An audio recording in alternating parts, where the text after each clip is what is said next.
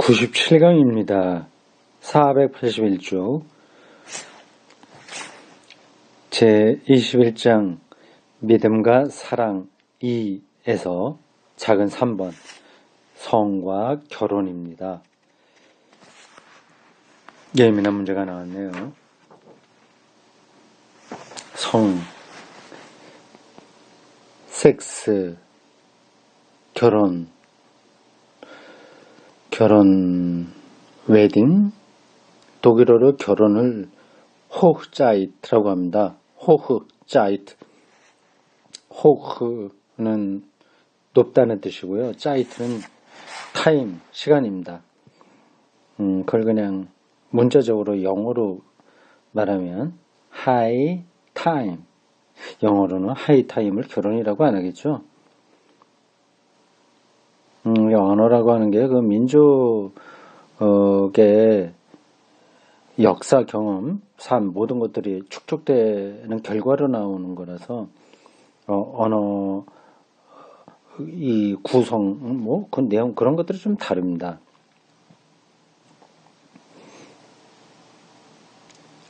믿음과 사랑 이 두 번째 장입니다. 기독교 믿음을 이 실제 삶에서 사랑을 실천해야 될 삶에서 어떻게 나타나야 되냐, 어떤 관계가 있냐 뭐 하는 겁니다. 앞에서 쭉 봐두셔야 그게 간단한 게 아니었죠.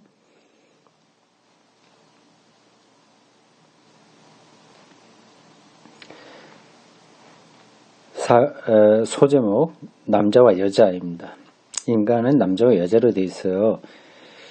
지금은 젠더 이런 문제로 인해서 남자와 여자만이 아니라 중간쯤 되는 사람들은 많다. 그렇게 말하는데 그게 의학적으로 어느 정도 타당성이 있는지는 제가 잘 모르겠습니다. 근데 동성애자들도 있고 양성애자들도 있는 거를 보면 우리가 그동안에 알았던 남자와 여자 개념도 조금씩 달라져야 되지 않나 싶은 생각이 듭니다. 이건 아주 전문적인 영역이라서 제가 말할 수 있는 수는 없습니다. 이 책을 따라가 봅시다. 이 책에 기록될 때만 하더라도 조금 전통적인 거였죠. 지금과 같은 그 변화된 세계는 아니었습니다. 남자와 여자.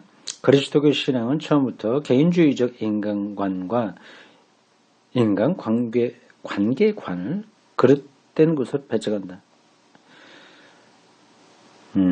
개인주의가 아니라 이거죠. 공동체라고 하는 겁니다. 인류, 또 이스라엘, 예수 믿는 사람들, 개인적인 세계관을 넘어서고 있어요. 남녀 관계에 관한 그리스도교적 관념에서도 그렇게 말할 수 있다. 이른바 야훼이스트. 이건 제2 기자들을 가리킵니다. 야훼이스트. 하나님을 야훼라고 부르는 학파가 있었죠. 이들의 둘째 창조설화를 보면 첫째 창조설화는 그 1장에 나온 거고요. 그거는 이제 엘로힘 문서인가요? 엘로이스트인가? 혹은 맞겠죠? 제2 기자들도 있습니다. 제4장 그룹에 속했던 사람들의 전통이죠. 이른바 야훼이스트. 아까 제3문서 이건 피문서입니다. 제가 아니라 제이는 야훼고요. 이 엘로힘, 하나님이라고 번역되는데 이건 이 문서라고 합니다. 창조설화 두 번째죠. 창세기 2장 4절 이하입니다. 여기에 보면 하나님의 말상대가 된 사람이 여자를 자기 일생의 협력자가 되는 인간 반려자로 너로 받아들인다. 첫째 창조설화 이거는 창세기 1장 1절 이하인데 이게 오히려 더 뒤에 나왔다고 하네요. 뒤에 저자는 남자와 여자를 합해서 사람이라고 부른다. 그냥 사람으로고 하는데, 야훼이스트 제2기자는 남자와 여자를 이렇게 구분했습니다. 그리스도교 신앙이 알뜰히 평가하는 이 성서 증언에 따르면 남자와 여자는 서로 의존하는 존재이며 하나님이 사람을 창조하시면서 맡기신 과업을 공동으로 서로 반려자로 삼으면서 이행하도록 되어 있다. 이것은 원칙적으로 모든 독신 남녀에게도 해당되는 말이다. 결혼한 부부만이 남자 여자 관계가 아니라 결혼하지 않았어도 다 남자와 여자로 구성되어 있으니까 협력해서 살아가야 된다는 말이 되죠. 이게 창세기 앞에 나와 있는 주로 야훼이스트의 입장입니다. 남녀에 관한 성서의 증언을 충분히 듣고자 하는 사람은 그 다음에 계속되는 여러 장들을 간과해서는 안 된다. 범죄서라는 사람이 하나님을 떠나면 남녀관계도 무난할 수 없음을 가르친다. 이 범죄서라는 선악과 뭐예요? 서로 책임을 미루고 저 사람 때문에 그랬다, 뭐 누구 때문에 그랬다 그렇게 되잖아요. 관계가 다 헝클어집니다. 그뿐 아니라 사람들 간의 소외와 질투, 폭력, 형제살해, 가인의 아벨을 죽인 사건으로까지 변하는 반려자적 관계 파괴, 서로가 반려가 된다는 그런 관계 파괴도 결국 남녀관계 파괴에서 시작된다는 것이다. 그런 뒤로 이어지는 모든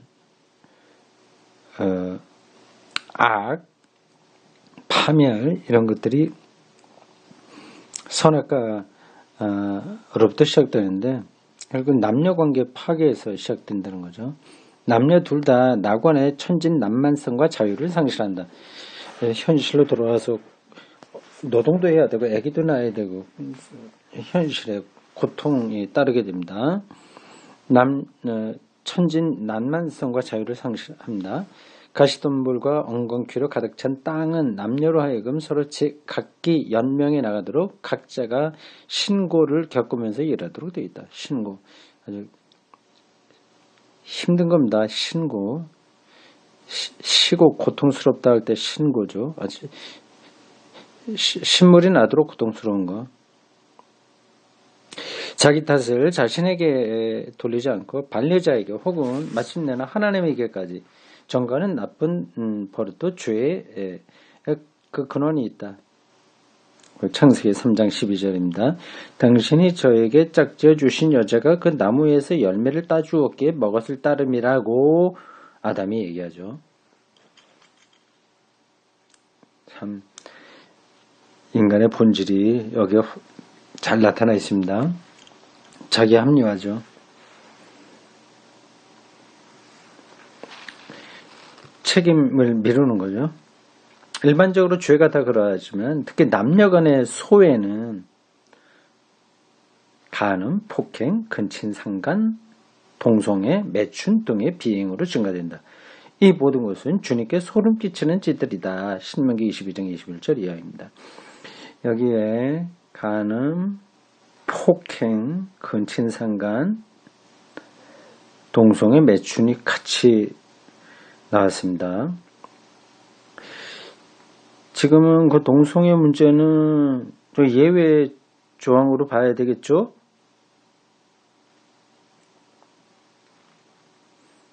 성서시대는 다 같이 묶여서 있었습니다.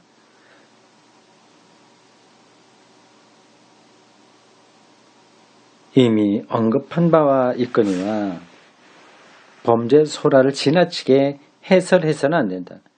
이거를 뭐 문자적으로 신화적인 거를 사실적인 것으로 그리고 그것으로 오늘 우리 인간의 삶을 다 재단할 수 있을 것처럼 말해서는 안 되죠. 그 당시에 아주 오래전 고대 유대 사회와 바빌론 시대 그 당시 문명이 봤던 관점입니다. 틀렸다는 게 아니라 그것으로 오늘의 모든 문제가 해결되는 건 아닙니다. 이 설화는 단순히 인간의 노동을 죄의 결과나 저주로 이해시키려고 하는 것이 아니다. 예. 그러니까 노동에 대한 나쁜 그 평가절하 그렇게 보면 안 되는 거죠. 예컨대 어머니의 산고를 출산, 아기 낳는 거를 사람이 함부로 경감할 수 없는 하나님의 처벌로 받아들이라고 하는 것이 아니다.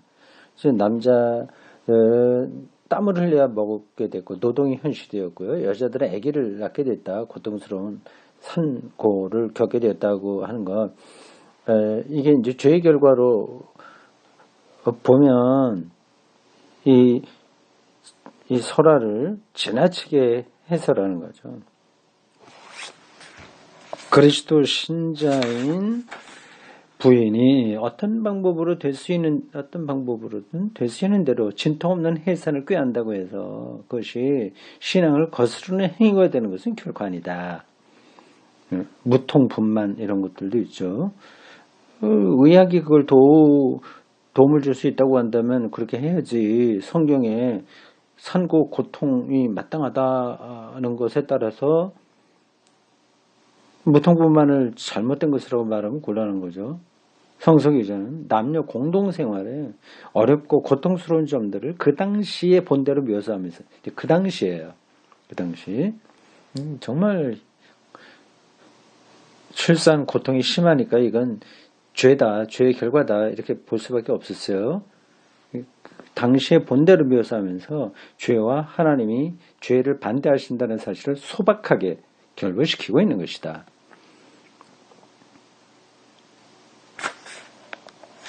물론 여기서 죄의 근본 진리는 그리스도 신자에게 그대로 영향을 미치고 있다. 죄의 뿌리, 그 존재론적 파괴력 그런 건 이제 옳은 거죠.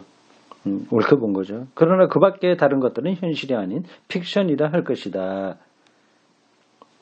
선악과 따먹은 것을 정말 있는 것처럼 말하면 곤란한 거죠.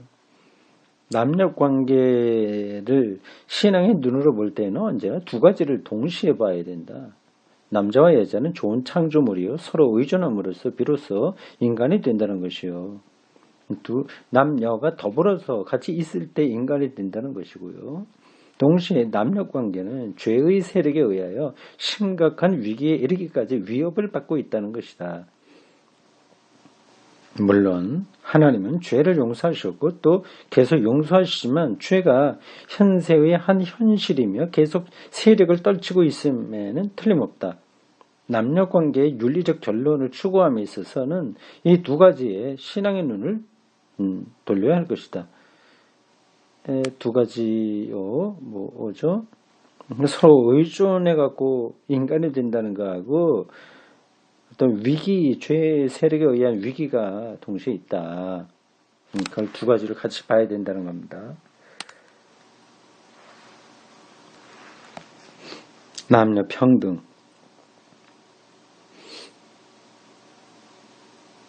481쪽 중간입니다. 성서의 첫머리를 읽는 사람은 남녀 평등권이 하나님 앞에서만이 아니라 사회생활 안에서도 주어져 있으며 이 점이 신약 성서의 몇몇 구절에서보다 여기서 더 뚜렷이 드러난다는 인상을 받게 된다.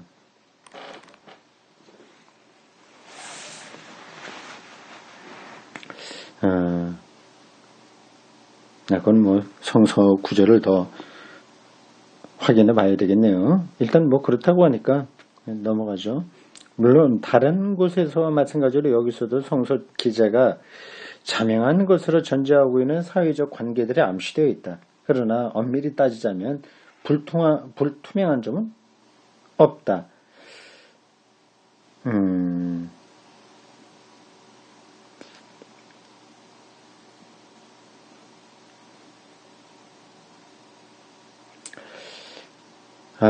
이게 좀 그냥 읽어보겠습니다. 고린도전서 11장에서 바울은 족장들을 따라서 이렇게 말하고 있다. 고린도전서 11장 11에서 12절입니다. 주님을 믿는 세계에는 여자는 남자에게 속해 있으며 남자도 여자에게 속해 있습니다. 그것은 여자가 남자로부터 창조되었지만 남자는 여자를 통해서 태어났기 때문입니다. 그러나 남자와 여자는 다 같이 하나님께로부터 왔습니다. 또 다른 데서는 좀 더 예리하게 표현하여 남녀의 차별을 민족이나 신분의 차별과 같은 것으로 취급하고 있다. 유대인이나 히라빈이나 종이나 자유인이나 남자나 여자나 아무런 차별이 없습니다. 굉장히 이렇게 진전된 세계관이긴 한데 그 당시의 세계관의 영향을 받지 않는다고는 할 수 없죠. 그리스도 예수 안에서 여러분은 모두 한 몸을 이루기 때문입니다. 이에 준하여 성의 표현인 육신도 성적인 것, 성의 표현인 육신도 차별 없는 대우를 받는다. 여러분의 몸은 여러분이 하나님께로부터 받은 성령이 계신 성전이라고 하는 것을 모르십니까? 여러분의 몸은 여러분 자신의 것이 아닙니다. 하나님께서는 값을 치르고 여러분의 몸을 사셨습니다. 그러므로 여러분의 몸으로 하나님의 영광을 드러내십시오. 여기서 말하는 몸에는 모든 것들이 다 들어있겠죠. 성적인 것까지 포함된 거로 봐야 합니다. 고린도전서 6장 19절에서 20절까지입니다. 바울이 방대한 주제를 편지에 썼어요. 그게 각 교회의 현실에 나타나는 문제이기 때문에 안 쓸 수 없었겠죠. 아주 고상한 저 초월적인 진리만 쓴 게 아니라 뭐 부활 어떻고 그런 것만 한 게 아니라 이런 그 실제 삶에서 벌어지는 것까지 다 다루고 있습니다. 그게 바울이 편지를 써야 될 여러 가지 이유 중에 하나이겠죠. 실제 삶이 중요하니까 삶에서 나타나는 것들을 다 언급해야 되지 않겠습니까? 그러나 그것이 오늘 우리들에게도 절대적인 기준으로 제시되긴 힘들죠. 그 2000년 전과 지금과는 세계관과 인간 이해 등등 여러 가지 점에서 차이가 있기 때문입니다. 동성애 문제만 하더라도 그 당시에는 이거는 죄의 목록에 포함되어 있는데 지금은 그렇게 우리가 주장할 수는 없는 거죠. 이러한 성서 대목들은 예수께서 직접 말씀과 행동으로 기초를 놓으신 것을 반영하고 있을 뿐이다. 예수께서는 만민에 대한 하나님의 사랑을 근거로 자신과 타인 사이에 민족적으로든 사회적으로든 종교적으로든 차별의 장벽을 세우는 사람들을 단호히 배격한다. 누구나 죄를 면할 수 없음을 지적하시면서 다른 사람 위에 올라서려는 자들을 심판하고 위선자로 고발하신다. 차별, 질서를 넘어섰죠. 그리고 주위에서 자행되는 이혼 관습으로 인한 여자의 차별 대우와 결국은 이혼 자체가 문제가 아니라 차별하는 게 문제죠. 대우와 남자의 특권 행위 같은 기세로 특권 행위를 같은 기세로 배격하신다. 차별에 대한 저항이라고 할 수 있습니다. 남녀의 결합은 하나님이 맺어주신 것이므로 남자도 여자한테서 갈라서지 못하면 여자도 남자에게서 갈라설 수 없다는 것이다. 마가복음 10장 9절에서 12절입니다. 하나님이 작정해주신 것을 사람이 갈라놓아서는 안 된다. 누구든지 자기 아내를 버리고 다른 여자와 결혼하면 그런 그 여자와 간음하는 것이며 또 아내가 자기 남편을 버리고 다른 남자 결혼하면 그 여자도 간음하는 것이다. 네, 이혼 불가능성처럼 들리죠. 지금 이혼, 기독교인이라고 해서 이혼하면 안 된다 말할 수는 없는 거 아니겠습니까? 그러니까 이 구절도 여자의 차별, 남자의 특권 이런 것에 대한 저항으로 받아들여야지 이혼은 절대 불가하다 이렇게 그런 기준 절대 기준으로 보면 좀 문제가 되죠. 그래서 요 대목의 그 키워드가 남녀 평등이었습니다.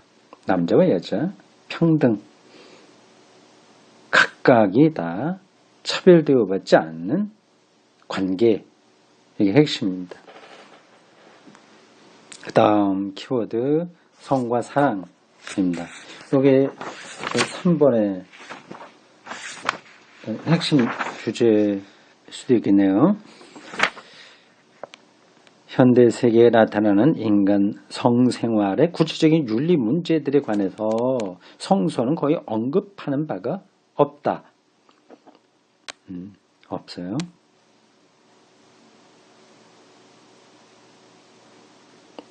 현대 세계에 나타나는 성생활 어떤 건가요? 여기서도 성서는 윤리신학 교과서가 아니라는 것이 드러난다. 뭐 중요한 겁니다. 성서는 윤리신학 교과서가 아니다. 자기가 선택해야 될 문제입니다. 윤리 판단은 그렇습니다. 그렇다고 해서 신앙이 복음에 입각하여 인간 성생활을 위한 아무 기준도 세울 수 없다는 의미는 아니다. 복음에 근거해서 세울 수 있죠. 일반적으로 그리스도 신자 생활과 마찬가지로 성생활도 역시 주께서 솔선수범하여 주신 주님께서 이런 점에서 솔선수범해 주셨나요? 사심 없는 사랑, 사랑이라 생활 자체를 성생활을 솔선수범한 게 아니라 사랑이죠. 사심 없는 사랑. 이를 위하여 신앙은 우리에게 자유를 주는데 사랑의 법칙에 따른다. 성생활도 사랑의 법칙에 따른다. 성, 섹스 그 자체가 이미 인간에게 자신을 넘어서 너와 만나도록 방향을 잡아준다. 자기 초월이죠. 엑스타시.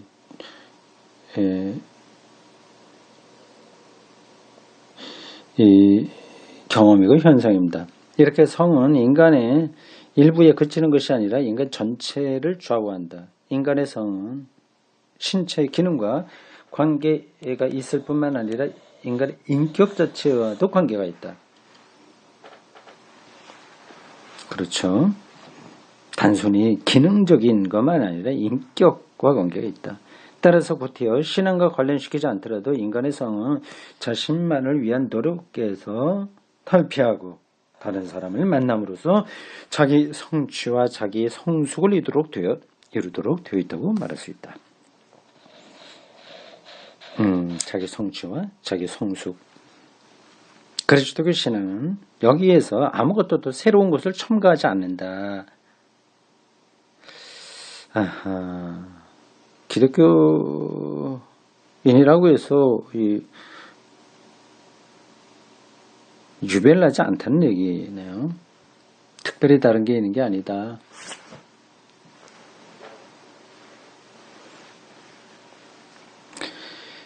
다만 신앙인에게 남을 위하여 자신을 내어줌으로써 자신을 발견하는 가장 큰 동기를 줄 뿐이다.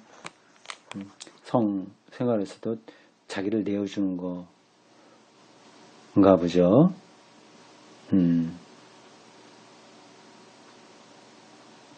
즉 하나님 자녀의 자유, 사랑할 자유의 동기를 주는 것이다. 이런 관점에서는 성폭행 이런 것들은 말이 안 되는 거죠. 그건 순전히 저기 기능적인 데만 충실한 거니까요. 여기서 필연적으로 두 가지 결론이 나온다. 성 본능을 다만 종족 보전에만 기억해야 하면 충분하지 못하다. 또 인간의 성을 다만 쾌락을 목적으로 해서만 사용한다는 것도 만족스럽지 못하다. 인간의 성능력은 지구상의 인간 생명을 보존하고 증식하는 것을 순간 목적으로 하고 있기는 하나 그것만으로 그 기능을 전부 발휘한다거나 그 목적을 다 달성한다고 할 수는 없다. 그래서 반대하는 주장은 성이 인간 고유의 특성으로서 인간 본질의 일부가 아니라고 할 때에만 가능하다.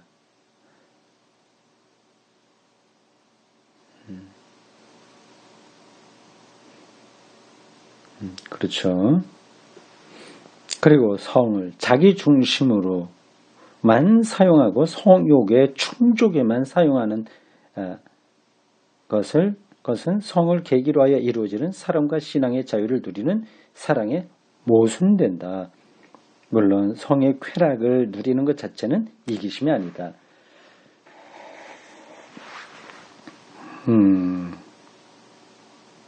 쾌락 자체는 이기심이 아니다. 그것은 성적인 만남에서 자연히 나오는 것이며 남녀는 서로를 이 쾌락으로 인도하고 또 처음부터 그것을 기대하는 것이다. 그러나 성행위 가운데는 상대방을 자기 욕구의 대상으로 만들어 성교, 성행위를 쾌락 성취의 방법으로만 전락시키는 경우도 있다. 이 같은 행위는 일방적으로 거기 쾌락에 도취돼 버리는 거죠. 인격적인 커뮤니케이션이 개입되지 않는 겁니다. 이 같은 행위는 인간의 성을 천박하게 하고 무의미하게 만들며 결국 성을 금수화하는 동물적인 차원으로 끌어내리는 결과를 낳고 만다. 그래서 신앙은 의학, 심리학, 철학도 인정하는 다음 사실을 정말 최선으로 강조해야 된다. 뭔가요? 그렇습니다. 인간의 성은 인격적으로 도야되어야 하고 인격이요.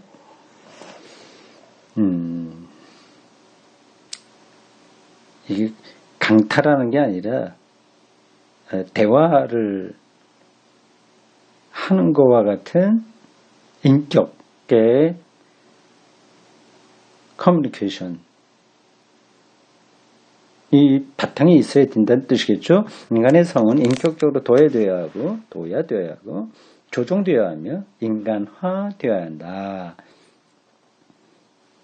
그렇다. 속량되어야 한다. 속량 값을 주고 이제 죗값을 치렀다는 건데 그게 이제 인격적인 도야인 것 같아요. 근데 그렇지 않으면 생물학적인 행위나 충동밖에 안 된다. 말하자면 비인간화하고 만다. 맞는 얘기죠.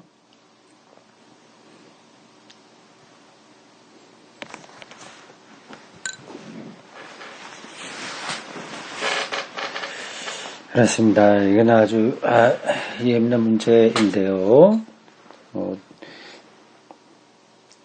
요즘은 부부 사이에도 성폭력이 성립된다고 얘기하지 않습니까? 그 전에는 그런 게 어떻게 있을 수 있냐 생각했지만 지금은 인격적인 관계가 수반되지 않는 것일 경우에 폭력으로 평가됩니다. 오늘날 성과 사랑의 분리라는 표현가 나돌고 있거든요. 이제 알겠네요. 이제 독일에서 성과 사랑의 분리. 그러니까 저 사람하고 뭐 인격적인 관계, 사랑 이런 거 없어도 성으로만 즐겁기만 하면 되지 하는 거죠.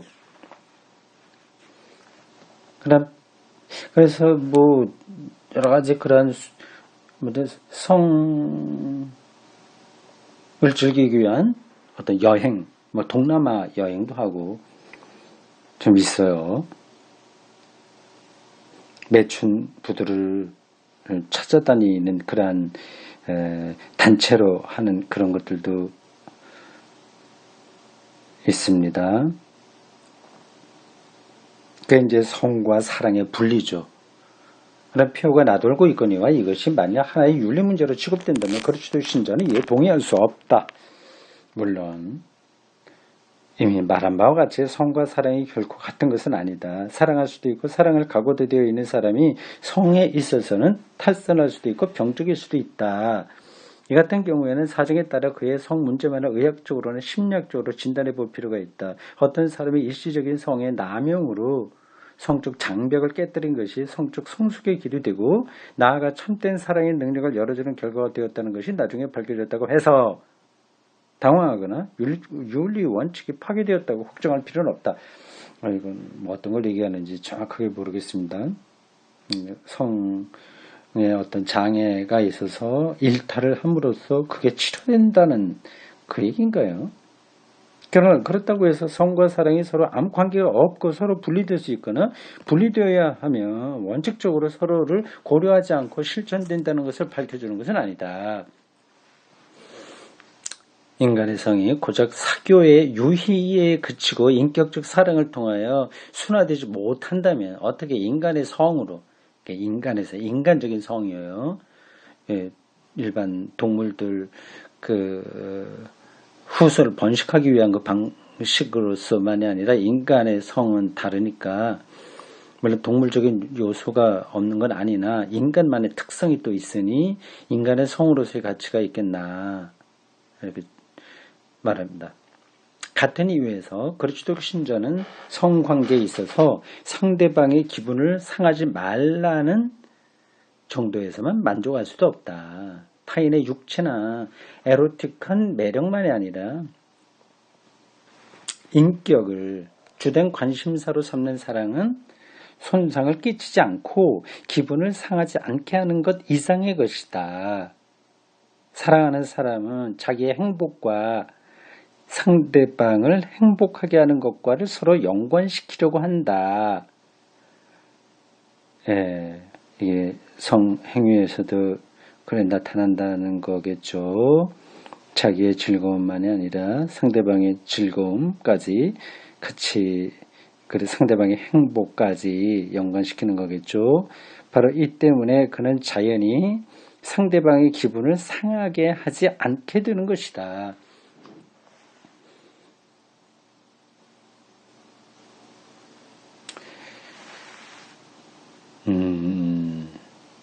성의 만남이 인격적 사랑의 참된 표현이라는 사실은 당사자들이 서로 책임을 지고 경우에 따라서는 그들이 기대하는 새 생명에 대해서도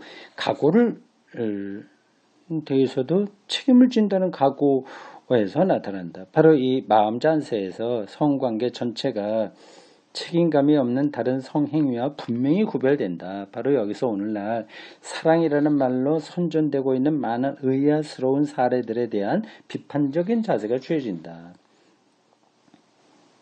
바로 여기서 성관계에 있어서의 떳떳하고 성실한 태도가 이루어지고 자기나 타인에게 부담을 주지 않게 되며 헛된 꿈을 갖거나 당치도 않은 장담을 하지 않게 된다. 그리고 바로 이 마음 자세에서 유행이나 시대사주 그 무엇을 배우고자 하되 사랑이라는 말의 내용을 아주 깊이 깨닫고 있기에 유행이나 시대사주에 좌우되지는 않게 된다. 여기까지입니다.